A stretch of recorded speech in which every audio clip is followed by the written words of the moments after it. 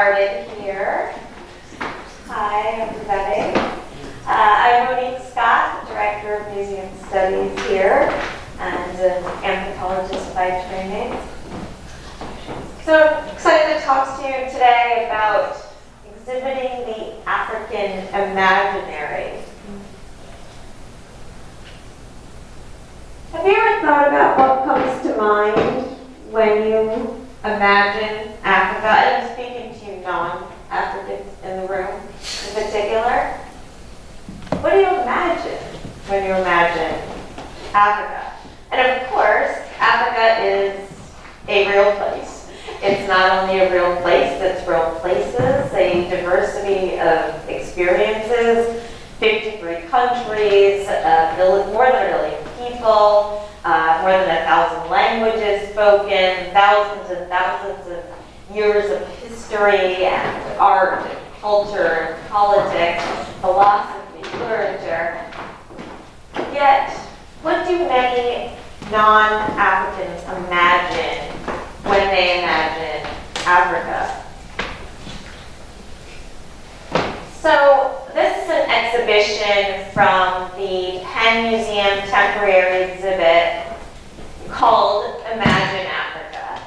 And it asks visitors to do exactly that. Ask them, how do you imagine Africa? And I remember I took my museum anthropology class to this exhibit last year, and one of the students said, why do I get to imagine Africa? I'm a white girl from New York. And she's exactly right.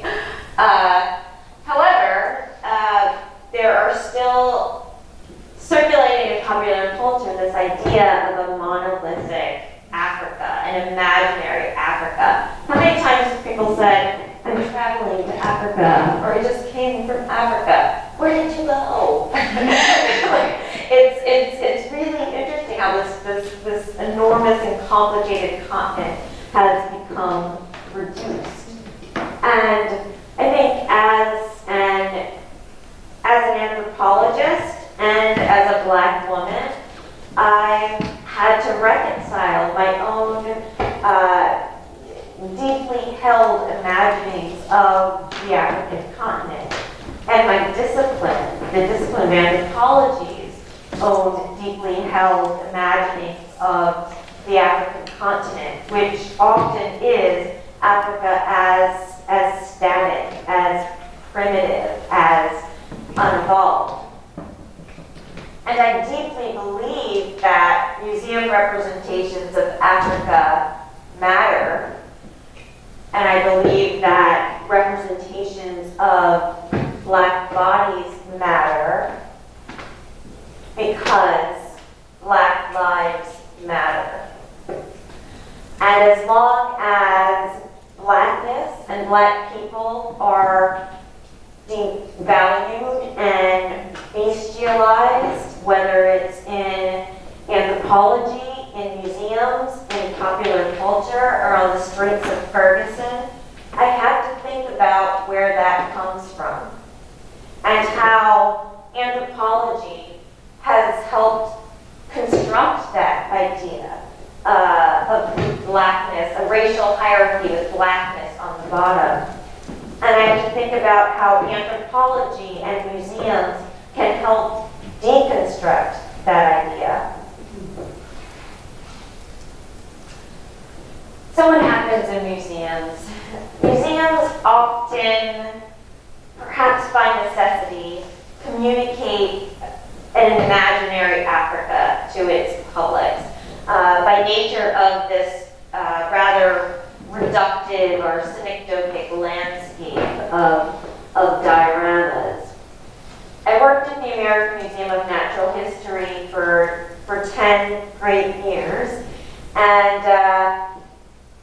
the dioramas at the American Museum of Natural History are beautiful and beloved for the most part. But they are static representations of life. So even the mammalogists and paleontologists wrestle with the meanings communicated by these static representations. But static representations of culture are all the more troubling, especially when they carry the weight of institutional authority. So at the American Museum of Natural History, there's an African evolutionary meta-narrative playing out, where we move directly from Hall of African Mammals, the Akeley Hall of African Mammals, where you have the gorilla diorama and the parade of African elephants. And you move directly from that hall into the Hall of African Peoples, where you have this diorama of quote-unquote pygmies in the rainforest. And by the way, the Met is where Egypt finds its home. It gets to be across the park from the Natural History Museum to hang out with the other kind of elevated cultures. But sub-Saharan Africa is often reduced or refined to these imaginary landscapes, the jungles and plains of Africa. And I have wondered sometimes why aren't there museum dioramas of Nairobi and Lagos and Johannesburg or New York City for that matter? Anthropology. My people, right? I look just like this guy, or maybe one of the swarthy characters in the back. So I'm interested in all of this for complicated reasons. I have always deeply loved anthropology, and I have also deeply loved old museums. And sometimes these relationships, these love affairs were very toxic and very troubling, although we keep coming back to each other over and over again. So I went to graduate school at Yale to study physical anthropology, to study bioanthropology, and I loved the science of human evolution. And it was very exciting for me to be able to go out on excavations with my advisor there, the British paleontologist and martini lover, Andrew Hill. And I loved hearing the field stories over gin and tonics with Andrew and sometimes Richard Leakey. And over the years, however, I became, as I went back to the National Museums of Kenya, I started to spend more time with the Black Kenyan friends that I met at the National Museums of Kenya. And it really changed my perspective. And I do absolutely call your attention to the man cut out of this frame, which is an unintentional but poignant statement on visibility and invisibility of Black bodies during this field work. And I remember once an American graduate student once told me while we were there at the National Museums of Kenya, she said, "I hate being in Nairobi during outside of the field season. There's nobody around. Except for the 3 million people living in Nairobi, many of which work at the National Museums of Kenya." So this was a really complicated and confusing time for me as a Black bioanthropologist or as a Black anthropologist. And although anthropology has, over the years, it's come to inform us that, as one anthropologist coined it, we are all African under our skin, but we are not all experiencing anti-Black racism in the same way. So, where does this anti-Black racism that is that has historically been throughout anthropology, physical anthropology. Where does it come from? So the residues that we see today come from a long history of exhibiting black people, exhibiting black bodies in anthropology and in world fairs. So on the top right there, you have a falsely constructed African village at the 1893 Chicago World's Fair. And bottom left, the difficult to see or to feel image of quote-unquote Hottentot Venus, or quote-unquote Sarah Bartman, the Poisson woman who was paraded around Europe in the early 19th century. And we have Ota Benga, the quote-unquote pygmy, who was first displayed in the St. Louis World's Fair in 1903, and then later at the Bronx Zoo in 1906.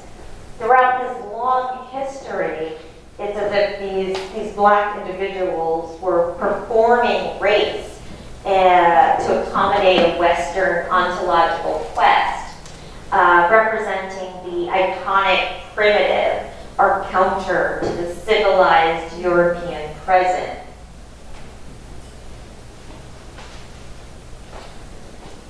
So museum dioramas.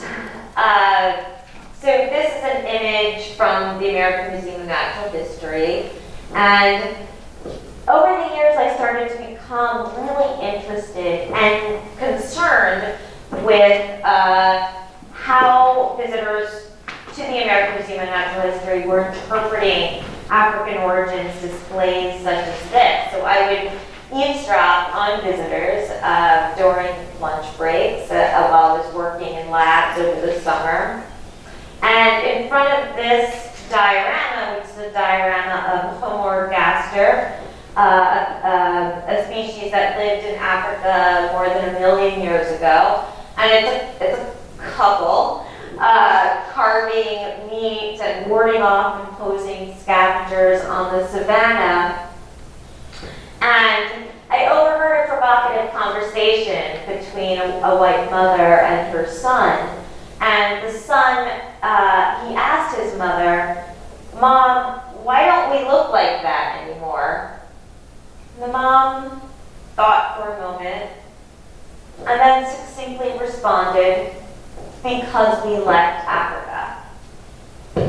So this whole rationale, this dubious rationale, took hold of me and inspired a whole series of questions. The first being, how did leaving Africa become a mechanism for her evolutionary progress? That's a very old anthropological story, that Europeans evolved because they left Africa. And now we know that it's not only hominids or ape men that evolved in Africa, but sophisticated modern humans, Homo sapiens, evolved in Africa. And we have this idea of the mitochondrial Eve, a common ancestor that lived around 100,000 years ago. Though it became really apparent to me that we have not gotten this image of modern humans, culturally sophisticated modern humans evolving in Africa out to you in museums and in visual language. So I decided to formally study museum visitors and study how museum visitors interpret their African evolutionary origins. And I was interested in not only what they get from exhibitions, because I looked at a diversity of exhibitions, but what people bring to the exhibition, these old cultural stories that they've inherited, and how they project that on to what they see. And so in the course of my research, I worked with 4 museums in 3 different countries. I worked at the American Museum of Natural History in New York City. I worked at the National Museums of Kenya in Nairobi, and I worked at the Natural History Museum London and the Horniman Museum London. And at these places, I talked to museum visitors. I also did a lot of work with teachers and with school children. I talked with security guards and curators. I would talk to anybody that wanted to talk to me. And then more formally, I surveyed perspectives of around 500 different museum visitors, more than 100 visitors at each site. And what I found overwhelmingly is that there is a dominant narrative. There is a way that many non-Black visitors or non-Kenyan visitors were interpreting their African evolutionary origins. And it does go back to this. There's a color-coded narrative of progress from Africa to Europe. And this persisted in a variety of fashions and the types of things that people would say to me. And I will share that I also experienced a whole kaleidoscope of perceptions and experiences, because obviously perceptions are very complicated. And I did have an amazing and mind-blowing time talking to and learning from the Kenyan museum visitors that I worked with, and there were some interesting counter-narratives produced there from the traditional out of Africa story. How can you be out of Africa when you're in Africa? And it's amazing how many anthropologists still just out of Africa, as if no people are still in Africa.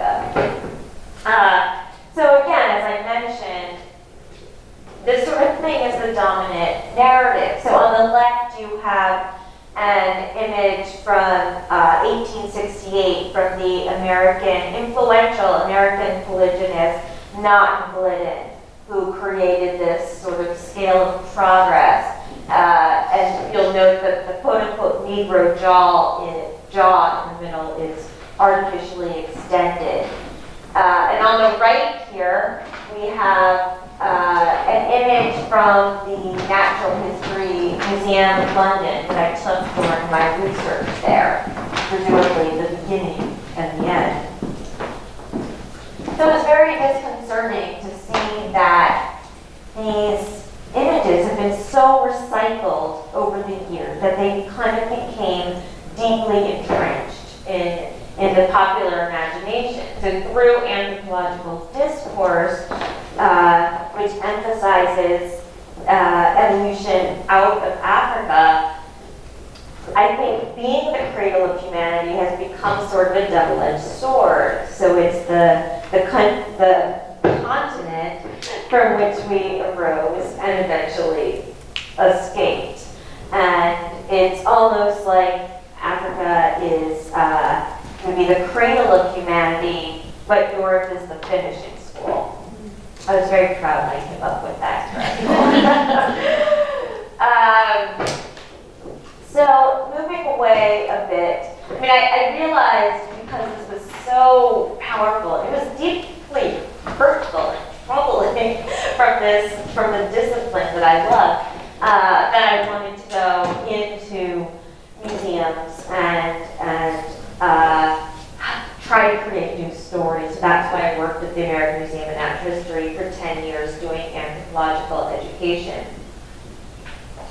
So now I just want to briefly mention some of my new interests. So moving away from the dark Natural History Museum and its dioramas and the dark, dusty cases of African artifacts, I've become a bit interested in representations of African artifacts in art museums.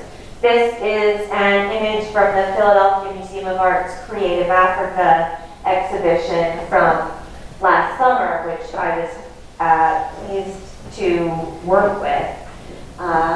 And for a while the thinking was that to resurrect or to recover anthropological artifacts from anthropology, you had to present them as art, capital A. And this was a significant cognitive shift. And I see the benefits of it in various ways. The appreciation for the singular, well-lit object. However, with conditions. These African artifacts or objects, and I even have trouble calling them objects, as I say with my students, they're living objects. They have biographies, they have life histories, and cultural stories, and we need to uncover those stories, ideally working with descendant community, with insider cultural experts, in order to really give these objects voice or to animate them. So I think that we need a lot of alternative paths forward and more complicated paths forward. And I'm proud to say that my Bryn Mawr students in a course I taught last semester curated their own exhibition of African artifacts or living objects. And the exhibition title was Exhibiting Africa, Ways of Seeing, Showing, and Knowing. So good when you can title college exhibitions. And in that exhibition, the students did take new and alternative paths to representing African objects. So here, this is a display of sacred Ibeji twins, which are a very controversial museum object. But as you approach this display, it is hidden from you. It is concealed from you behind a black curtain. And students required visitors to read a lengthy panel about these sacred sculptural figures before deciding whether or not they wanted to look behind the curtain. So that gave the visitor a bit more agency, but also it gave these sculptural figures more dignity and respect. And then lastly, I just want to give a shout out to the amazing conceptual artists that think outside the box. Artists like Fred Wilson, who recontextualizes the museum itself, who reframes race and representation in the museum. And ultimately, I think, again, we need more complicated paths forward. So we have the dark box of the traditional anthropology or natural history display, and the white cube outside the box. We have to continually press ourselves to think about how to do this better and more complicated. It's not easy. And often when I'm thinking about the path forward, I remember a conversation I had with a Black Kenyan visitor to the National Museums of Kenya. And when I asked him, we were standing in front of the diorama, and when I asked him his impressions of that diorama, he said, meanings are in people. I was thinking, wow, okay, exactly. Meanings are in people.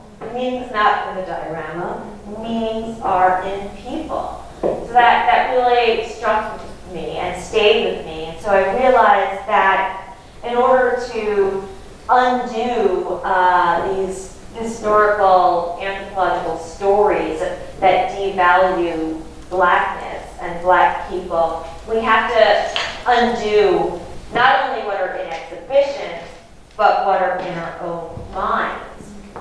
How do we imagine Africa? How do we value Black lives? And how can we consciously and subconsciously really believe that Black lives